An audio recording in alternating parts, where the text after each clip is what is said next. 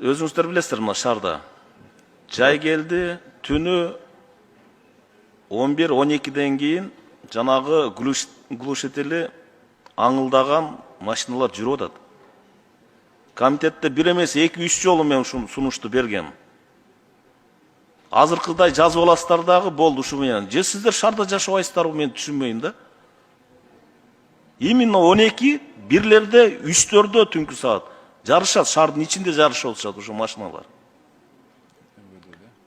Мына бар деп атасыңар, мыйзамда 15 миңден штраф бар деп атасыздар.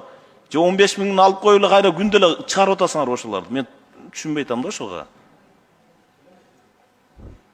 Анда көбүрөөк кылып бир 50 миңге көтөрүп берели ошондой үнү каттуу жүргөн эмелерди. Керек болсо алардын терезелери титиретип атпайбы? Ушуга токтоо мыйзамдарды ушулар киргизиш керек, ушуга окшогондорго. Дастан Талабаевич, эмне дейсиз? Экинчи окууга ушуну сөз. Мен сизге кошулам, бирок мен айткандай авто бейбаштык деген статья бар, бирок аны МВД аткарбай жатпайбы жакшы, ошону айтып атпаймынбы? Негизи сиз туура, мен сизге кошулам толук эле. Бул МВД кайрылуу болду го, мен ушундай эсептейм.